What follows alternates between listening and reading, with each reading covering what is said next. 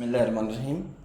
एक मैंने छोटा सा टॉपिक दिया है, इसमें फ़कत मैंने एक्सप्लेन करना है कि वेरिएबल्स की वैल्यूज़ को कैसे तय करते हैं।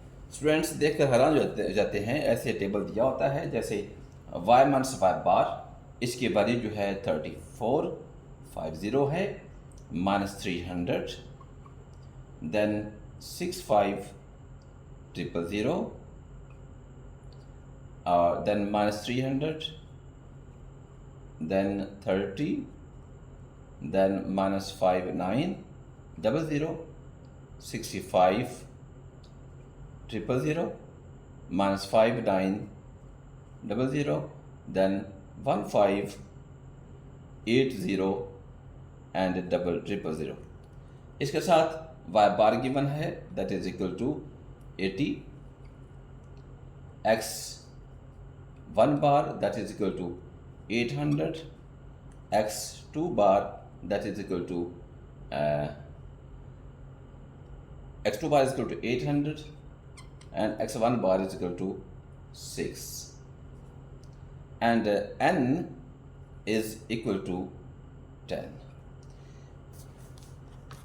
ये डाटा सेट हमारे पास दिया हुआ है, हमने इसको थोड़ा सा स्टडी करना है कि इसको पढ़ते कैसे हैं। स्टूडेंट्स गलती कर जाते हैं कि उनके सामने रखा होता है कि मॉडल है y is a function of x1 and x2 and y is equal to b0 plus b1 x1 b2 x2 plus error term. ये आई साथ लगा देते हैं ताकि ये शो कर सके कि हमारा क्रॉस सेक्शनल डाटा है। अब इसको हल करने के लिए हमने वो वाला मेथड इस्तेमाल करना है। मैं एस्टिमेट नहीं करूंगा, लेकिन मैं सिर्फ डाटा को सेट कर दूंगा। एस्टिमेशन के लिए मैंने पहले लेक्चर दे रखा है, वहाँ से आप हेल्प ले सकते हैं, वहाँ से फॉर्मूला वगैरह देख सकते हैं। आज सिर्फ मैंने इसके डाटा को क्लियर करना है। अब ये चीज़ ध्यान में रखना कि y माइनस वाई बार को स्मॉल y कहते हैं। इसी तरह x1 माइनस x1 बार को स्मॉल x1 कहते हैं। इस तरह x2 माइनस x2 बार को स्मॉल x2 कहते हैं। ये small y, small x1, small x2 ये क्या चीज़ है? इसे कहते हैं the deviation of observation from mean, the deviation of observation from mean, the deviation of observation from mean. ये y के लिहाज से, x1 के लिहाज से एंड x2 के लिहाज से ये डाटा आपका डेविएशन फॉर्म में होता है। डेविएशन भी कौन सी? फ्रॉम मीन से। अब आते हैं सवाल की तरफ। आपने यहाँ पे खड़े होना इस जगह पे, तो ये y जो है y बार, ये आपका y है, ये आपका x1 है, ये x2 है। इसी तरह ये वाला जो कॉलम हमारे पास है, ये वाला ये y है, ये x1 है, ये वाला x2 है। हम यहाँ पे खड़े हैं, ऊपर क्या है? y लिखा हुआ है, दाएं तरफ क्या है? y लिखा है। दोनों तरफ यहाँ के इस तरफ भी y है, इस तरफ भी y है, लिहाजा ये वैल्यू जो है इसे कहेंगे sum of y power 2 that is equal to 3450। यहाँ से ऊपर भी y है, इधर भी y है, लिहाजा ये 3450 क्या है? ये सम ऑफ y स्क्वायर की वैल्यू है। अब यहाँ पे आते हैं, ऊपर जो है ये कॉलम में x1 है और रो में y है, तो ये कॉम्बिनेशन क्या हुआ? x1 का और y का। इसे पढ़ेंगे sum of x1 and y that is equal to 300। अब यहाँ पे आते हैं, ऊपर क्या है? x2 है, इस तरफ क्या है? ये y है, तो ये कॉम्बिनेशन केस का है x2 कॉलम में एंड y रो में। इसे क्या कहेंगे? Sum of x2y that is equal to 65000। ये तीन वैल्यूज हमने फाइंड कर ली हैं। कहाँ से की हैं? पहले कॉलम में से। अब आते हैं मजीद, अब इधर आते हैं, यहाँ खड़े होते हैं, ऊपर क्या है? y लिखा हुआ है, इधर क्या है? x1 है। तो इस तरह ये वैल्यू क्या होगी? y and x1। तो ये क्या कराएगा? Sum of x1y that is equal to -300।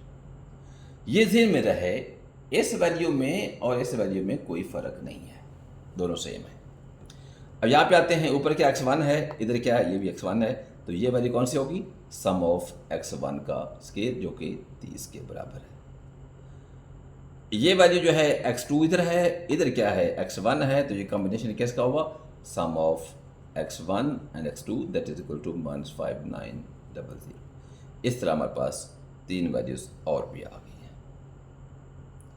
अब हम लोग 3 और फाइंड कर लेते हैं, n को इधर लिख देते हैं, n इज इक्वल टू 10। अब आ गया थर्ड, यहाँ पे खड़े हों तो इधर y है, इधर क्या है x2 है, तो ये कॉम्बिनेशन किसका हुआ, सम ऑफ, इसको ऐसे लिख देते हैं x2y जो कि 65,000 है, ये जेन में रहे, ये भी वही वैल्यू है। ये कॉम्बिनेशन क्या है, ये x2 एंड y, ये क्या है y एंड x2, बात एक ही है, ये दोनों वैल्यूज क्या हैं, ये सेम है। अब इधर आते हैं, इधर क्या x1 है, इधर क्या है x2 है, तो ये वैल्यू कौन सी हुई, sum of x1 and x2 that is equal to -5900। ये हम पहले ही पढ़ चुके हैं, यही वैल्यू जो है हम लोग यहाँ पे भी देख चुके हैं। ये जो है ये वैल्यू x2 एंड 1, तो यहाँ पे क्या है x1 एंड x2, ये दोनों जब बात हमारे सेम है। और आखिरी वैल्यू क्या है, ये इधर भी x2 है और इधर भी x2 है, इसे पढ़ेंगे सम ऑफ x2 का square that is equal to 158 triple बल्कि टेट्रस जीरोस। इस तरह आपने क्या करना है, इसको कॉलम एंड रोज में से निकाल कर इस तरह से डाटा को कन्वर्ट कर लेना है। फिर उसके बाद आपने OLS के मेथड हैं, B1 का है, B2 का है, वहाँ पे यहाँ से वैल्यूज उठानी है, वहाँ पुट कर देनी है, हमारे पास B1 B2 का आंसर आ जाएगा। इस तरह अब लोग मॉडल को एस्टिमेट भी कर सकते हैं। आगे R स्केयर आएगा, वहाँ पे भी यही वैल्यूज इस्तेमाल होनी है। सिग्मा स्केयर आएगा यानी वेरिएंस आएगा, तो वहाँ पे भी यही वैल्यूज इस्तेमाल होनी है। आगे T टेस्ट लगाते हैं या F टेस्ट लगाते हैं, तो वहाँ पे भी आपकी यही वैल्यूज़ ही आनी है।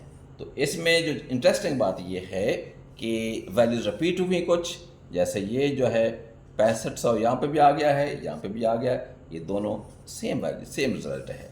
इस तरह x1y 300 यहाँ पे भी है, x1y यहाँ पे भी है। बेसिकली 6 रिजल्ट आपको चाहिए, बाकी वो रिपीट हो गए हैं। तो इसके ज़रिए आप लोग मॉडल को हल कर सकते हैं। अस्सलाम वालेकुम वरहमतुल्लाहि वबरकातुहू। इंशाल्लाह मैं एक आध और एग्जाम्पल इस तरह की डिस्कस करूँगा, उसमें डेविएशन फॉर्म के बजाय डायरेक्ट फॉर्म का डाटा होगा, तो मैं उसको हल करने की भी कोशिश करूँगा। अस्सलाम वालेकुम।